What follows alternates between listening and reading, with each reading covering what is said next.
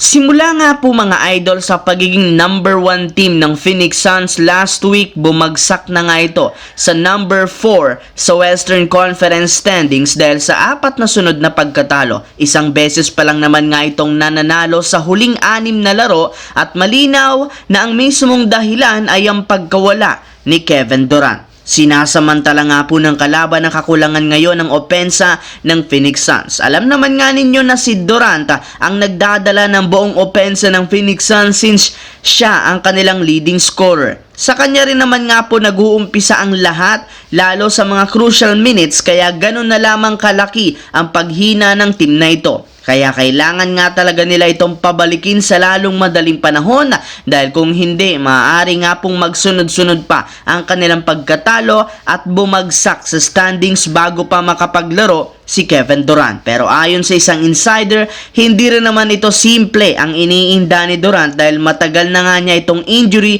at kapag hindi nga nila siniguradong 100% ang healthy, ay maaari nga pong mas lumala pa ang kanyang kalagayan katulad ng nangyari taong 2019. Samantala, kahit man natalo ang Golden State Warriors sa huling game, nananatili pa rin naman nga pong maayos ang kanilang standings sa pagiging number 2 sa West. 3 beses pa lang na silang natatalo ngayong regular season, 1 beses sa best team na Cavaliers at 2 beses sa Clippers. Kung meron man nga pong isang team ang sobrang nagpapahirap sa kanila, eto nga ay ang Clippers na hawak nga po ang susi ngayon para matalo ang Golden State. Pero ano nga ba talagang tunay na rason bakit hirap na hirap ang Warriors na patumbahin ang Clippers? Well, lingid nga po sa kaalaman ng lahat, simula nga po nang umalis sa Clippers si Paul George, nag-invest nga po ang team sa depensa sa pagkuha ng mga defensive player at gamit ito, napuwersa nila ang Warriors na magtala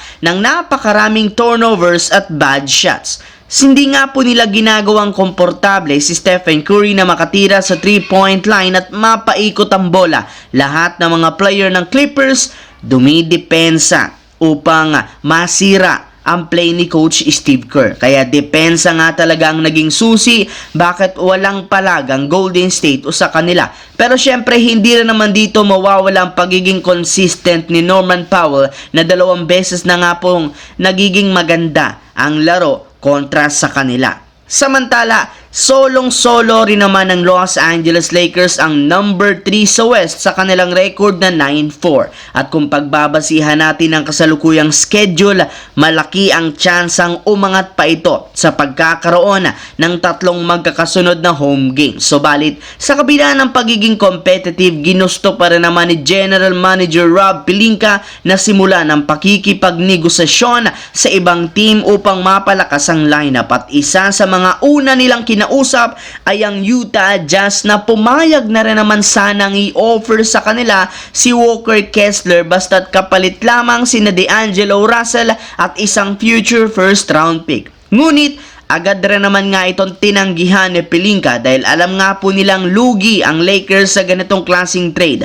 Medyo maganda na rin naman ang performance ni D'Angelo off the bench at hindi rin naman nila sasayangin ang first round pick para sa isang role player gaya ni Walker Kessler na limitado lamang nga po ang may aambag sa Los Angeles Lakers.